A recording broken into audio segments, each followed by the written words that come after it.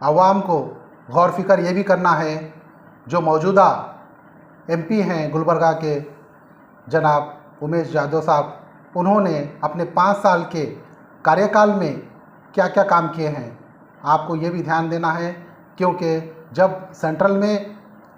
BJP government थी, state में BJP government थी, उमेश यादव साहब ने गुलबर्गा के लिए बहुत सारे डेवलपमेंट्स कर सकते थे, मगर इन्होंने जो 5 साल का जो अरसा था, इन्होंने आसानी से गुजारा है। कभी ये काम करते तो अवाम के बीच में आके कहते कि मैंने ये काम किया, इतना फंड गुलबर्गा क्षेत्र के लिए मैंने लाया है, मगर हम देख रहे हैं इलेक्शन कैंपेन के अंदर उमेश यादव साहब के विफलता उनके आवाज़ में नज़र आ रही है, क्यों अवाम गौर से देख रही है। जब भी उमेश यादव साहब कभी सेंट्रल गवर्नमेंट से फंड लेके आके कुछ डेवलपमेंट्स करते गुलबर्गा के अंदर, तो अवाम उनकी बात के ऊपर तवज्जो देती थी, मगर आज उमेश यादव साहब खुद जानते हैं क्योंकि उनके क्या मजबूरियां थे सेंट्रल गवर्नमेंट के साथ कि गुलबर्गा को 5 साल इन्होंने डेवलपमेंट की ओर नहीं ले गया, और इन्होंने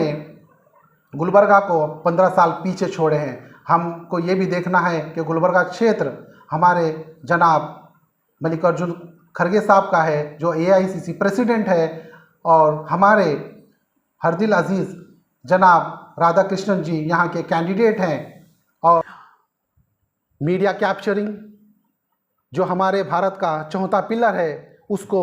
ये मोदी गवर्नमेंट ने किस अंदाज में उसको मैनिपुलेट किया, और अवाम के सामने जो मेन स्ट्रीम मीडिया है उसने किस अंदाज में लोगों को मैसेज देने की कोशिश की। और कई लोग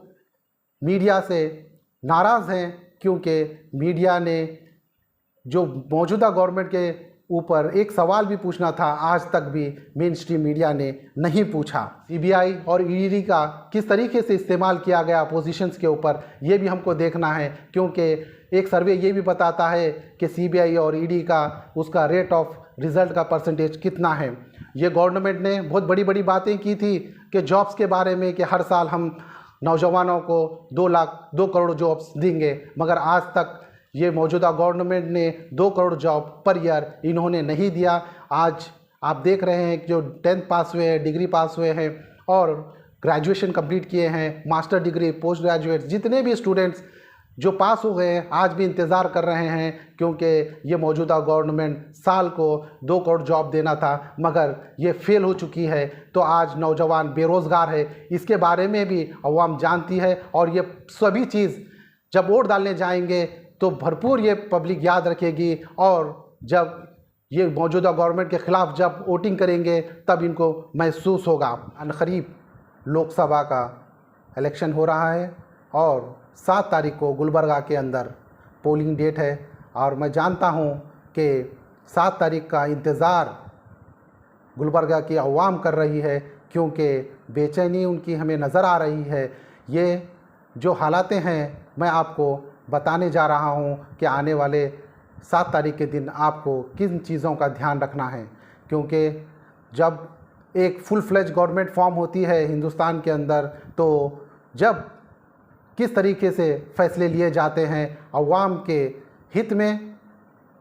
नहीं लिए जाते हैं, ये हमने 10 साल के अंदर देखा है। क्योंकि जब मेजॉरिटेरियन गवर्नमेंट फॉर्म होती है तो अवाम परेशान होती है। अवाम को समझना है, अवाम को जानना है, अवाम को पहचानना है, क्योंकि जब 2014 में यहाँ पर बीजेपी गवर्नमेंट फॉर्म हुई थी, उसके बाद जो पार्लियामेंट के अंदर जो फैसले लिए गए वो अवाम को भुगतने पड़ रहे हैं। आज तक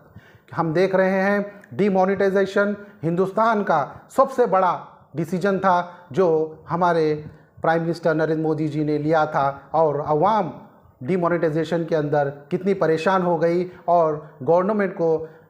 1 रुपया क्या, ये कितने रुपये ब्लैक मनी में फॉर्म हुए वापस आए, उनको आज तक RBI ने नहीं बताया। रही बात दूसरी, जो फार्मर्स के लिए फैसले लिए गए MSP को फिक्स करने के लिए, किसानों ने आंदोलन किया पूरे देश के अंदर, और उनका समर्थन जनरल आवाम ने भी दिया, और ये गवर्नमेंट बीजेपी गवर्नमेंट ने किसानों की कोई बात नहीं सुनी और क़ानून को लागू करने की कोशिश की, और कई किसानों की जान चली गई। राफेल डील के बारे में भी हमने मीडिया के अंदर सुना कि कई कई ऐसे बड़े बड़े बातें हो रहे थे राफ़ेल ख़रीदने के लिए, और यही मौजूदा गवर्नमेंट ने राफ़ेल को किस अंदाज में उसको मैनिपुलेट करके, और वही राफ़ेल इन्होंने कितने दाम में ख़रीदे हैं ये भी आवाम को जानना है। और हमको ये भी देखना है कि लोकपाल बिल के बारे में ये जो मौजूदा गवर्नमेंट ने कितने बड़े बड़े बातें किए, आज लोकपाल का कोई आवाज़ भी नहीं निकल रही। और हमने 2014 के बाद हमने देखा है कि क्राइम केसेस 2014 से आज तक कितने एमपीज़ और कितने केसेस को विड्रॉ किया गया, क्योंकि हम देख रहे हैं मौजूदा गवर्नमेंट के अंदर कि 2014 से लेके आज तक के हालात। और जीएसटी, इन्होंने जीएसटी इम्प्लीमेंटेशन किया, और जीएसटी के जो हालातें गुजरे हैं अवाम के ऊपर किस तरीके से गुजरे हैं, क्योंकि इन्होंने कई प्रोडक्ट्स के ऊपर उन्होंने 18% लगाया, कई प्रोडक्ट्स के ऊपर 28% लगाया, कितना जीएसटी का अमाउंट कलेक्ट हो गया, और ये end of the day 140 crore अवाम को भुगतना पड़ा इसका, क्योंकि जीएसटी एक इस तरीके का फॉर्मूला था कि अवाम के जेब में से ईजी से पैसा निकाला जाए। रही बात दूसरी, जो पेट्रोल प्राइस और डीजल प्राइस 2014 से पहले थे, और एलपीजी के प्राइस 2014 से पहले थे, आज वो आसमान छू रहे हैं। हम देखा है हमने कि 10 सालों के अंदर पेट्रोल प्राइस के क्या दाम थे, डीजल के क्या दाम थे, एलपीजी के क्या दाम थे, और हमारे डेली यूज़ के किराना यूज़ करने के आइटम्स के क्या क्या रेट आज बढ़ चुके हैं, क्योंकि ये मौजूदा गवर्नमेंट ने हर ऐसे जो अवाम यूज़ करने वाली चीज़ है वो सभी के चीज़ के रेट्स बढ़ा के इन्होंने आसमान तक ले गया, और आज तक भी इन्होंने वो रेट्स को कम करने की कोशिश नहीं की, क्योंकि ये सबसे बड़ा विफलता का कारण है, क्योंकि ये गवर्नमेंट को चेंज करना बहुत ज़रूरी है। इनके बारे में कि आप देख रहे हैं कि हर चीज़ों के दाम, कमोडिटीज़ के दाम और डेली यूज़ के दाम सब कुछ आसमान छू रहे हैं। ये गवर्नमेंट को कई बार स्ट्राइक निकाल के, मेमोरेंडम्स दे के, रोड ब्लॉक्स करके, हर चीज़ से अवाम ने इनको जगाने की कोशिश की, मगर ये जो सोवी गवर्नमेंट थी इन्होंने पब्लिक का सुनने का कोई भी ऐसा ऑप्शन खुला नहीं रखा और अपनी मनमानी किए हैं। 2010 के बाद 2014 से 2000 आज तक जितने भी पार्लियामेंट के अंदर कानून पास किए गए हैं वो तकरीबन अवाम से राब्ता करके और इंटेलेक्चुअल से बात करके कोई ऐसा भरपूर फैसला लिया नहीं गया। और मेजॉरिटियन गवर्नमेंट जब फॉर्म होती है तो मनमानी शुरू करती है, ये अवाम को जानना है, क्योंकि हमने देखा है यूपी के हालात क्या हैं आज। यूपी के हालातों के अंदर हमने क्या क्या नहीं देखा। हमने कई ऐसे केसेस देखे, कई ऐसे उतार चढ़ाव देखे कि आपके सामने मैं खुल के बता नहीं पा रहा हूँ, मगर आप फ्लैशबैक कीजिए जब आप वोटिंग करने जाएंगे। गवर्नमेंट के ऊपर आज के पीरियड में आप देखेंगे कि हिंदुस्तान के ऊपर जो हमारे भारत के ऊपर जो कर्जा है वो लगभग 155 लाख करोड़ का जो न्यूज़पेपर्स में और मीडिया में बताया जाता है। देखिए 2014 से पहले भारत के ऊपर कितना कर्जा था, आज कितना कर्जा है, और इतना कर्जा जो हुआ है ये आम जनता के ऊपर ही, कंधों के ऊपर बोझ है। ये गवर्नमेंट ने रिटर्न ऑफ लोन्स इमीडिएटली किया, और वो भी 10 लाख करोड़ से लेकर 15 लाख करोड़ के बीच में इन्होंने बड़े बड़े उद्योगपतियों का कर्जा माफ़ किया। ये भी हमको ध्यान रखना है। और खरगे साहब के परेड के अंदर गुलबर्गा एक आसमान छू रहा था। हम देखेंगे सेडम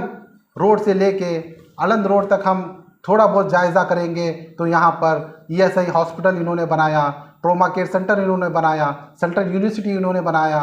एग्रीकल्चर यूनिवर्सिटी इन्होंने बनाए। ये छोटे मोटे जो हम बता रहे हैं आपको, ऐसे तो बहुत सारे बड़े बड़े इमारत इन्होंने बनाए हैं भारत के अंदर और गुलबर्गा के अंदर एक मिसाल कायम की। और हम सभी लोगों को आगे बढ़कर राधा कृष्णन जी का हाथ को मजबूत करना है, प्रियंका खरगे साहब के हाथों को मजबूत करना है, कनीज़ फातिमा मैडम का भी हाथ मजबूत करना है, अलमपुर बड़ी साहब का हाथ भी मजबूत करना है, क्योंकि ये जो एमएलएज हैं, क्योंकि यहाँ पर गुलबर्गा के अंदर क्या सोच होती है, क्या डेवलपमेंट्स करना है और गुलबर्गा को किस ओर लेके जाना है। और यहाँ पर खमर साहब की भी याद आती है, क्योंकि इन्होंने जो गुलबर्गा के लोगों के लिए जो सोच कायम की थी, आज वो भी हमको जब पोलिंग स्टेशन पे जाना है तो वो भी याद रखना। कर्नाटक में लोकसभा के इलेक्शन की तैयारी ज़ोरों शोर से चल रही है। आप देखिए, क्योंकि आपको एनालाइज करना बहुत ज़रूरी है, स्क्रूटनी करना बहुत ज़रूरी है, क्योंकि जो हालातें कर्नाटक के अंदर गुजरे हैं वो आपको ध्यान रखना है। क्योंकि पिछली गवर्नमेंट भी यहाँ पर थी बीजेपी की स्टेट के अंदर, उन्होंने जो वादे किए थे वो पूरे खोखले साबित हुए, और सिद्धरामैया साहब की गवर्नमेंट ने जो वादे किए थे वो पूरे वादों को इन्होंने फुलफ़िल किया है। जैसा आपका लाइट का बिल हो, जैसा आपका बसेस का ट्रैवलिंग का चार्जेस वे ऑफ हो गया, और ऐसे बहुत से ऐसे 5 जो उनके जो स्कीम्स थे वो पूरे लागू हो गए। और मैं आपको एक इम्पॉर्टेंट पॉइंट ये भी बताना चाहता हूँ, क्योंकि आप ध्यान लगा के समझिए थोड़ी देर के लिए, क्योंकि याद रखिए कि ये गवर्नमेंट ने जो अवाम के हित में जो 5 स्कीम्स लागू किए हैं, वो स्कीम हमारे इंडियन इकोनॉमी को स्ट्रॉन्ग करने की बहुत बड़ा रोल प्ले करते हैं। क्योंकि नोटबंदी, जीएसटी और कोविड में जो अवाम परेशान थी, इसको देखते हुए, इसको मद्देनज़र रखते हुए सिद्धरामैया गवर्नमेंट ने ये फैसले लिए और अवाम के जेब के अंदर पैसे डालने की कोशिश की, और वही पैसा मार्केट के अंदर छोटे व्यापारियों के अंदर रोल होना शुरू हुआ और कर्नाटक और इंडिया की इकोनॉमी को स्ट्रॉन्ग करने की कोशिश की। क्योंकि हमारे पास जो सीएम हैं सिद्धरामैया जी, वो इकोनॉमिस्ट हैं, इन्होंने बहुत अच्छी तरीके से इसको स्टडी करके ये फैसले लिए। हम इसका समर्थन करते हैं, और मैं कांग्रेस पार्टी का कार्यकर्ता होने के नाते मैं हमारे गुलबर्गा के नॉर्थ और साउथ एमएलए जो मेहनत कर रहे हैं अवाम के बीच में जाके, क्योंकि ये बताने की कोशिश कर रहे हैं ये इलेक्शन इतना अहम इलेक्शन है, आपको यह इलेक्शन की अहमियत जानना बहुत ज़रूरी है। क्योंकि हमने देखा है 2014 से आज तक जो सिंगल लार्जेस्ट पार्टी और मेजोरिटेरियन गवर्नमेंट जो फॉर्म हुई है, उसके फैसले क्या क्या थे और क्या क्या जुल्मों से हमको सहना पड़ा, ये सब चीज़ हमको ध्यान रखना है।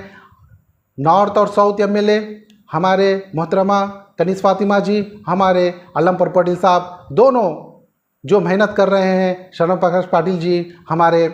प्रियंक खड़गे साहब और हमारे दीगर एमएलएज गुलबर्गा के दिन रात मेहनत कर रहे हैं। और हमारे जो कैंडिडेट हैं गुलबर्गा के आरके साहब, राधा कृष्णन जी को हम लोग ये फैसला लेना है कि हम अपने परिवार के साथ जाके 7 तारीख के दिन गुलबर्गा के पोलिंग स्टेशन में जाके वहाँ पर हमको वोट करना है। होगा पोलिंग स्टेशन, पोलिंग बूथ नहीं होता, पोलिंग स्टेशन, पोलिंग स्टेशन को पोलिंग बूथ बोलते हैं हिंदी। ओके, कहाँ से बोलूँ? 7 तारीख के दिन हम पोलिंग बूथ पे जाके राधा कृष्णन जी के हाथ को मजबूत करेंगे। ये हमको ये समझना है और ये फैसला लेना है, क्योंकि हमने देखा है क्या बीजेपी के जो नारे थे आज भी हमें याद है, सबका साथ सबका विकास। हमको देखना है कि किसका विकास हुआ, किसका साथ हुआ, ये भी हमको देखना है। डिजिटल इंडिया की इन्होंने बात की, क्या हो गया है ये भी हमको देखना है। और आत्मनिर्भर भारत इन्होंने जो स्लोगन्स लगाए थे, अब की बार मोदी सरकार, ये सब कुछ वादे और सब कुछ इनके जो स्लोगन्स थे वो पूरे फेल हो चुके हैं। अवाम को मालूम पड़ रहा है, क्योंकि ये गवर्नमेंट सिर्फ स्लोगन देने की गवर्नमेंट है, ना कि जनता के हित के अंदर फैसला लेने की नहीं है।